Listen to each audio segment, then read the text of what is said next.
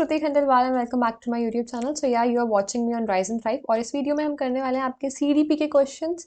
सो या स्टार्ट करते हैं बिना टाइम वेस्ट करे। अगर आपने अब तक चैनल को सब्सक्राइब नहीं किया तो सब्सक्राइब कर लेना। हम हिंदी इंग्लिश दोनों लैंग्वेज में इस लेक्चर को लेके चलेंगे। तो स्टार्ट करते हैं। In the context of children development includes. तो आपको बताना है कॉन्टेक्स्ट ऑफ चिल्ड्रन डेवलपमेंट क्या इंक्लूड करता है। डेवलपमेंट आपका सिर्फ क्वालिटेटिव चेंजेस होता है, सिर्फ क्वांटिटेटिव होता है, बहुत क्वालिटेटिव क्वांटिटेटिव होता है। बिल्कुल हमारा उसमें क्वांटिटेटिव भी चीज़ें होती हैं और क्वालिटेटिव भी होती हैं। आगे बढ़ते हैं नेक्स्ट क्वेश्चन की तरफ। सो आप लोग ना स्क्रीनशॉट साथ साथ ले सकते हो, ठीक है, सो दैट अगर आप लिख नहीं रहे हो तो एटलीस्ट आपको याद रहे ये फ्यूचर में। विच of the following is an example of use of fine motor skills. इनमें से कौन सा आपका एग्जाम्पल है फाइन मोटर स्किल्स के एग्जाम्पल का। Now fine motor skills and gross motor skills दो अलग अलग होती हैं। Fine motor skills help in writing, drawing, मतलब जिसमें हम अपनी फिंगर्स को ज़्यादा यूज़ कर रहे हैं। ग्रॉस मोटर स्किल्स में हम पूरी अपनी आर्म को यूज़ करते हैं, बॉल को पिक करने के लिए, लेग्स के लिए, जंप करने के लिए, ठीक है, तो वो ग्रॉस मोटर स्किल्स होते हैं। नाउ फाइन मोटर स्किल्स में हमारा राइटिंग आएगा, ठीक है, क्योंकि हम इसमें अपनी फिंगर्स को ज़्यादा यूज़ कर रहे हैं। यहाँ पे भी आपका ये हो जाता है लिखना। आगे बढ़ते हैं। The sensitive period in the child development represents. Sensitive period जो होता है एक चाइल्ड डेवलपमेंट में, वो रिप्रेजेंट करता है the optimal period of for particular capacities to emerge in an individual. या फिर एक जो पीरियड होता है कंसेप्शन से बर्थ का, या फिर ट्रांजिशन जब होती है चाइल्डहुड से अर्ली एडल्टहुड में, या फिर वो जो सडन हार्मोनल चेंजेस होते हैं इंडिविजुअल में। तो जो हमारा सेंसिटिव पीरियड होता है ना किसी चाइल्ड डेवलपमेंट का, वो हमारा ऑप्टिमल पीरियड होता है फॉर पर्टिकुलर कैपेसिटीज टू मतलब इमर्ज हो सके इंडिविजुअल में, ठीक है। तो आपका ये फर्स्ट ऑप्शन यहाँ पे एकदम करेक्ट ऑप्शन है। अब काफी लोग सेंसिटिव सोच रहे होंगे कि यार एडोलेसेंस को भी तो सेंसिटिव कहते हैं, बट आपको ऑप्शंस देखना है। अगर चारों ऑप्शन में से आपको सबसे बढ़िया ऑप्शन एक दिख रहा है फर्स्ट, तो आप उसी को चूज करोगे, ठीक है। इसको मैं ना थोड़ा जूम कर देती हूँ सो दैट आपको अच्छे से दिख जाए ये, ठीक है। यस, ये आपका हो गया। नेक्स्ट क्वेश्चन पे आगे बढ़ते हैं। अब हम आपका ये हो जाएगा कि peer group has a significant role in secondary socialization of childhood, does not have any role in the socialization of children, has a small but significant role in the socialization of children, is not an agency of secondary socialization. तो देखो peer group जो होता है आपका, वो significant role play करता है एक सेकेंडरी सोशलाइजेशन में। मैंने आपको बताया प्राइमरी सोशलाइजेशन इंक्लूड करता है आपका फैमिली मेंबर्स, आपके पेरेंट्स। सेकेंडरी में आपका स्कूल हो जाता है, आपके फ्रेंड्स हो जाते हैं, आपका पीयर ग्रुप हो जाता है, आपकी टीचर्स हो जाते हैं। तो ये बहुत इंपॉर्टेंट रोल प्ले करता है, ठीक है, आपकी सेकेंडरी सोशलाइजेशन में। आगे बढ़ते हैं हम। Which of the following is a sub-stage in Kohlberg's conventional stage of moral development? ठीक है, तो आपको उसमें बताना है कि इसमें आपकी कौन सी जो है वो सब स्टेज है। तो देखो आपकी जो सब स्टेज है इनमें से कन्वेंशनल की, वो आपकी सोशल कंसर्न एंड कॉन्साइंस है, ठीक है। नेक्स्ट क्वेश्चन पे हम आगे बढ़ते हैं। यहाँ पे आप इसको स्क्रीनशॉट लेना चाहे तो स्क्रीनशॉट लेकर के पॉज करके अगर दोबारा पढ़ना चाहे तो पढ़ भी सकते हैं। Now, accommodation occurs when children transform their experience to fit into existing schemas. ये schemes नहीं है, schemas है। The children modify their schemas to make sense of new experiences. देखो accommodation हो रही है, ठीक है, वो accommodate कर रहा है, तो मतलब modify हो रहा है, ठीक है। accommodate, मॉड मतलब मॉडिफाई, बच्चा मॉडिफाई कर रहा है अपने स्कीमास को, जिससे कि जो अभी प्रेजेंट इन्फॉर्मेशन है वो न्यू इन्फॉर्मेशन के साथ जो मिसमैच हुई है वो चीज़ ठीक हो सके, अभी न्यू एक्सपीरियंसेस जो आ रहा है उसमें से कुछ सेंस बना सके वो। तो यहाँ पर आपका ये सही ऑप्शन है सेकेंड, ठीक है। आगे बढ़ते हैं। यहाँ पर भी आपका ये सेकेंड ऑप्शन सही हो जाता है। Now, a 5-year-old child is shown 16 flowers, 4 of which are red and 12 are blue. When a 5-year-old child is asked if there are more blue flowers or flowers, the child is likely to respond that there are more blue flowers according to Jean Piaget's theory. The reason for this is that child is yet to master. एक 5 साल का बच्चा है, उसको हमने 16 flowers दिखाए, 4 red हैं और 12 ब्लू हैं। जब एक 5 साल के बच्चे को थोड़े और ब्लू फ्लावर्स हमने दिए या फिर और फ्लावर्स दिए हमने, तो जो चाइल्ड जो है वो मोस्ट लाइकली बोलेगा कि there are more blue flowers. तो जो उसकी ये जीन प्याजे की जो थ्योरी है, ये the reason for that is that the child is to get to master. अभी बच्चे को क्या किस चीज में अपनी वो स्ट्रॉन्ग करनी है, तो उसको अभी हायरार्किकल क्लासिफिकेशन में अपनी वो स्ट्रॉन्ग करनी है। इस चीज में बच्चा लैक कर रहा है, ठीक है, यहाँ पे। और हिंदी में कि एक 5 वर्षीय बच्चे को 16 फूल के फूलों के चित्र दिखाए जाते हैं, जिसमें कि 4 लाल हैं और 12 नीले रंग के होते हैं। जब बच्चे से पूछा जाता है कि नीले फूल अधिक हैं या लाल फूल अधिक हैं, तो बच्चा उत्तर देता है कि नीले फूल अधिक हैं, ठीक है। अब जीन प्याजे के अनुसार कि बच्चों को अभी इस टाइम पर किस चीज में दक्षता हासिल करने की जरूरत है, तो यहाँ पर कि बच्चे के क्लासिफिकेशन वाले पार्ट में, ठीक है। क्योंकि बच्चे को अभी हमने वो करे हैं, कोई और फ्लावर्स ऐड हुए हैं, ठीक है, तो उस चीज में यहाँ पे ये बोल रखा है। So now a teacher facilitates the students in the teacher facilitates the student in the teaching learning process through peer interaction and scaffolding. The teaching learning process is based on, तो एक टीचर फैसिलिटेट करती है students की teaching learning process को through peer interaction and scaffolding. This teaching learning process is based on, ये जो teaching learning process है ये किस पर बेस्ड है, आपको ये पूछा जा रहा है, ठीक है। तो यहाँ पे स्कैफोल्डिंग की बात करी है, तो भाई आंख बंद करके ले वाइगोस्की की सोशो कल्चरल थ्योरी को टिक कर दो, क्योंकि उस पे बेस्ड है, स्कैफोल्डिंग वहां से आया है, ओके। आगे बढ़ते हैं। या curricular goals in progressive education emphasize, जो करिकुलर आपके गोल्स होते हैं प्रोग्रेसिव एजुकेशन में, वो एम्फोसाइज करते हैं किस पे, रोड मेमोराइजेशन पे, कॉन्फॉर्मिटी टू अथॉरिटी, क्रिटिकल थिंकिंग, या फिर रिकॉल एंड ड्रिल। तो देखो प्रोग्रेसिव एजुकेशन की अगर हम बात कर रहे हैं तो हमारा क्रिटिकल थिंकिंग पे बात कर रहे हैं हम। ये तीनों जो ऑप्शंस है ना आपके, ये एक जो टीचर सेंटर्ड एजुकेशन है उसकी बात है, ठीक है। और ट्रेडिशनल एजुकेशन की, प्रोग्रेसिव एजुकेशन हमारी क्रिटिकल थिंकिंग बेस्ड है, ठीक है। Next is according to Howard Gardner's theory of multiple intelligence, which of the following refers to the ability to discriminate complex inner feelings and to use them to guide one's own behavior। तो Howard Gardner's की theory of multiple intelligence के हिसाब से कौन सा refer करता है ability जिससे आप डिस्क्रिमिनेट करते हो कॉम्प्लेक्स इनर फीलिंग्स को और उनको यूज करते हो किसी का मतलब अपना खुद का बिहेवियर गाइड करने के लिए, ठीक है।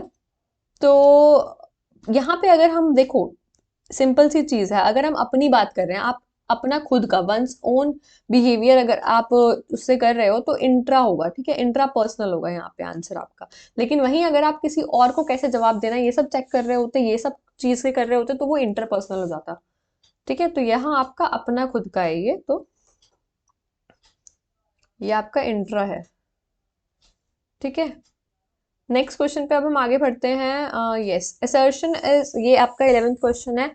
Assertion, it is very important to create a print rich environment in classroom, और रीजन ये है कि conducive environment plays a meaningful role in language development.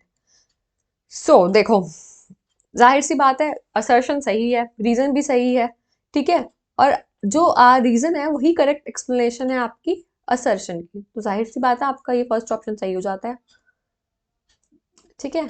So exam में भी ना बहुत सिंपल क्वेश्चन रहने वाले हैं, अप्रोच सही होनी चाहिए आपको क्वेश्चन को समझने की, कैसे आंसर करना है, आएंगे ऐसे ही क्वेश्चन सेम।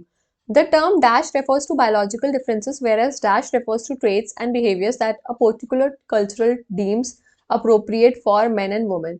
तो जो टर्म है आपकी डैश, यहाँ इनमें से कौन सी टर्म रेफर करती है बायोलॉजिकल डिफरेंसेस को लेकर के। देखो मैंने हमेशा बताया है कि जो सेक्स होता है वो बायोलॉजिकल डिफरेंसेस की बात करता है, वहीं जेंडर जो होती है वो सोशल और आपकी सोशो कल्चरल डिफरेंसेस को करता है, ठीक है।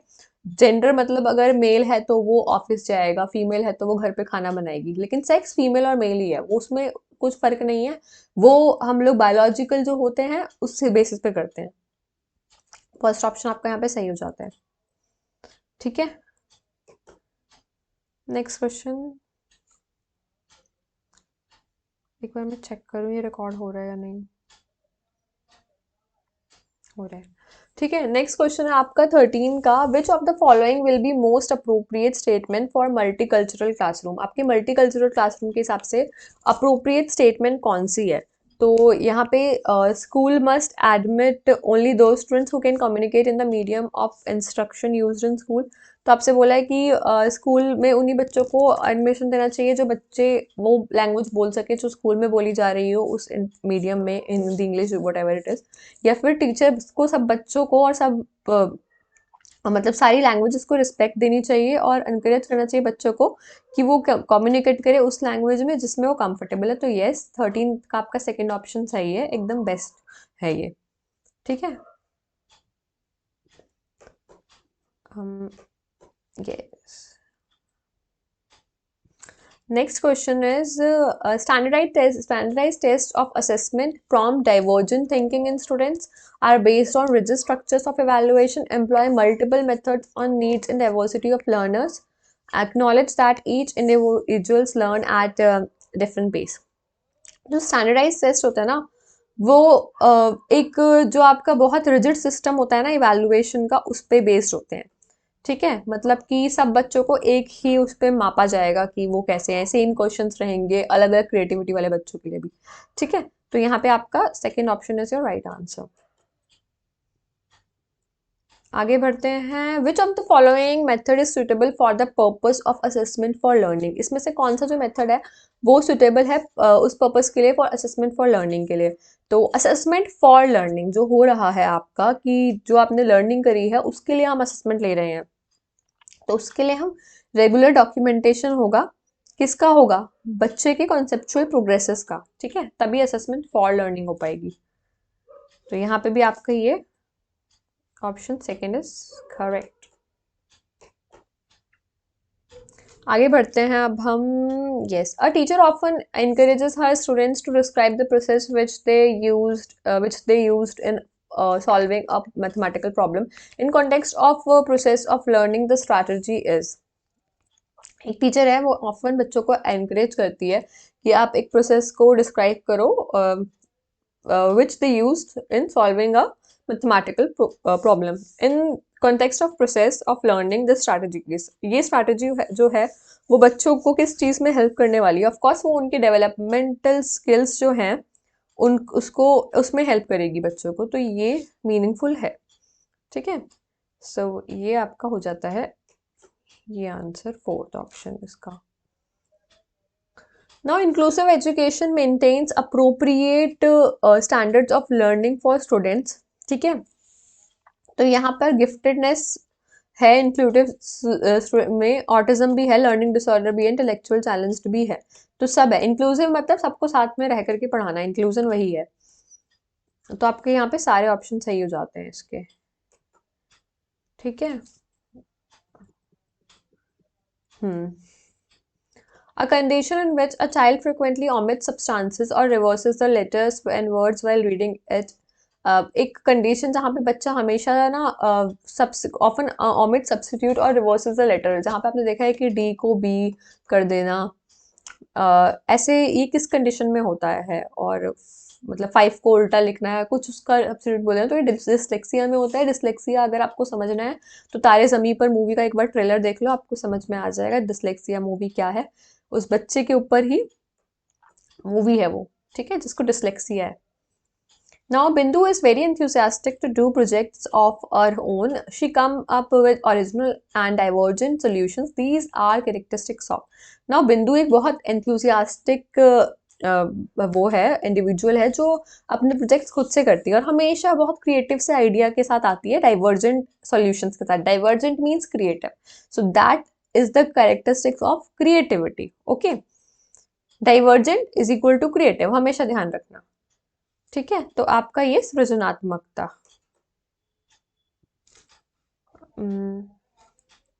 आगे आते हैं आपके। Which of the following set of learning materials is suitable for students who are partially sighted. तो इनमें से आपका पूछा है कि कौन से सेट ऑफ लर्निंग मटेरियल्स हैं जो सुटेबल है उन स्टूडेंट्स के लिए जो पार्शियली साइटेड है, मतलब जिनको थोड़ा कम दिखता है, आधा अधूरा सा दिखता है। तो उनके लिए large print books, 3 dimensional wedge and charts, small print worksheets, software that convert text to speech. देखो, स्मॉल प्रिंट वर्कशीट को छोड़ करके सब काम करेगा, तो 1 2 4 का ऑप्शन कहीं दिख रहा है आपको? बिल्कुल सेकंड ऑप्शन है आपका 1 2 4, इसको टिक कर दो, यही सही ऑप्शन है एकदम। ठीक है, आपका 20 का हो जाता है 1 to 4। नेक्स्ट क्वेश्चन पे आगे बढ़ते हैं अब हम।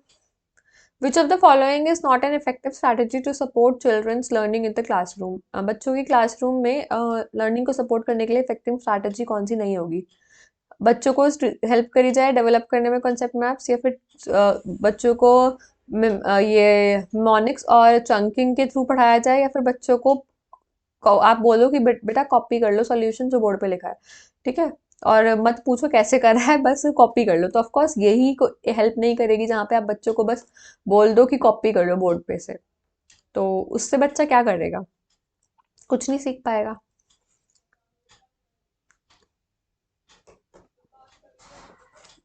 आगे बढ़ते हैं। Which of the following question is related to procedural knowledge? इसमें से कौन सा क्वेश्चन जो आपका रिलेटेड है प्रोसीजरल नॉलेज के साथ? What is the capital of America? What is the difference between map and globe? What is the method of adding 3 digit number? Definition of. तो जो प्रोसीजरल नॉलेज है, प्रोसीजर पता होना चाहिए, तो ये आपको हो जाएगा what is the method of adding 3 digit numbers. तो मेथड हम जब बच्चे से पूछ रहे हैं तो हम उसका प्रोसीजर ही बच्चे से पूछ रहे हैं, ठीक है। तो आपका third option is right.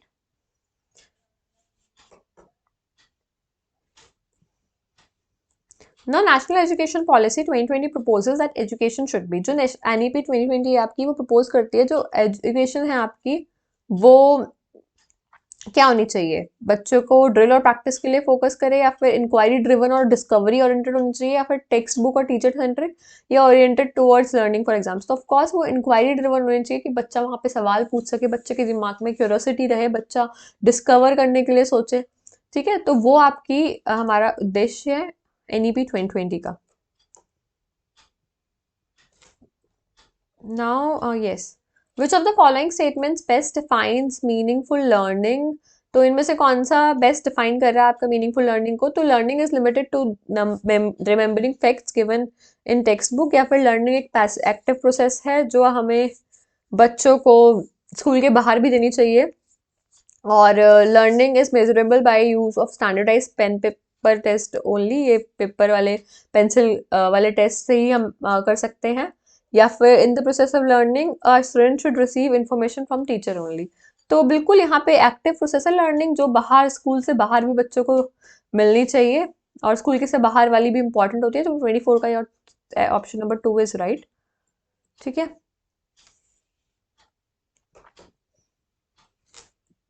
Now, in the context of problem solving, getting stuck on the one way of representing a problem is called। आप एक प्रॉब्लम सॉल्व कर रहे हो और एक जगह पे आप अटक गए हो किसी प्रॉब्लम को सॉल्व करते वक्त, तो उसे हम क्या कहते हैं? उसे हम क्या कहते हैं? तो अगर आप अकॉर्डिंग टू योर आंसर की, और answer is response set, which I like I am not agreeing to it, क्योंकि रिस्पॉन्स सेट तो मुझे नहीं लग रहा, कुछ और होगा इसका आंसर, कुछ गड़बड़ लग रही है इस क्वेश्चन में। बट आंसर के हिसाब से आपका 2 है, तो मैं वही बता रही हूँ आपको, और ये भी बता दिया मैंने कि आप एक बार इसको चेक ऑन कर सकते हैं दोबारा से कि इसमें और कुछ आंसर हो सकता है क्या। Now, in a classroom, students are working in small groups on a task and teacher facilitates each group. Which approach is being followed in the classroom? अब एक क्लासरूम में बच्चे छोटे छोटे ग्रुप में टास्क कर रहे हैं, और टीचर हर ग्रुप को फैसिलिटेट कर रही है। तो ये जो आपकी अप्रोच है, ये कंस्ट्रक्टिव अप्रोच है, नॉलेज कंस्ट्रक्शन हो रहा है यहाँ पे। बच्चे खुद कर रहे हैं और टीचर सिर्फ गाइड कर रही है उन्हें। The problem solving strategy in which one begins from the goal and moves back sequentially to figure out solution is called। जो आपका ये प्रॉब्लम सॉल्विंग स्ट्रैटेजी है जिसमें एक बंदा एक गोल से शुरू करता है और उसके बाद सीक्वेंशली फिगर आउट करता है सॉल्यूशन को, तो उसको हम क्या कहते हैं? आपसे ये पूछा जा रहा है। तो ये होती है आपकी वर्किंग बैकवर्ड स्ट्रैटेजी, ठीक है। इसको हम वर्किंग बैकवर्ड स्ट्रैटेजी कहते हैं कि पहले हम गोल से करें, पहले जहां हमें पहुंचना है उससे करें, फिर उल्टा जाए जहां पे सॉल्यूशन हमें उसका मिलेगा, ठीक है।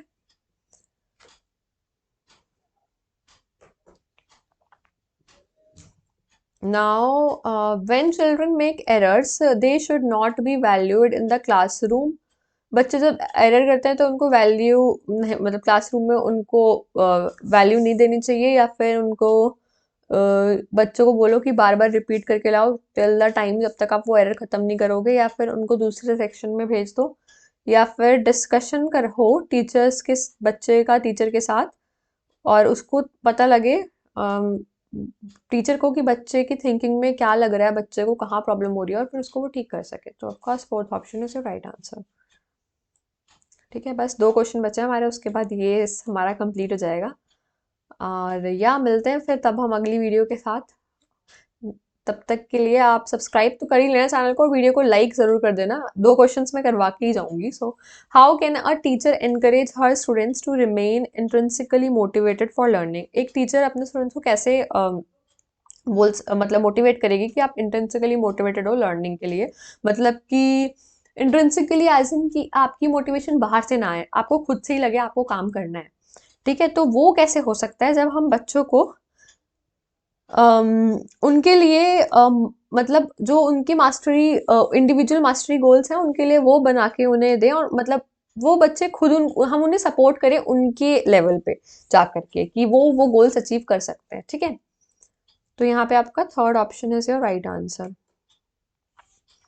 Next question, last question is, a student's ability to plan, monitor, evaluate and modify her own learning is called metacognition. That is a very very important question. Mark कर लो, एग्जाम में आएगा ये आपके, किसी ना किसी के में तो आ सकता है, और इंपॉर्टेंट क्वेश्चन ये, अगर आपने पढ़ा होगा तो ही पता होगा।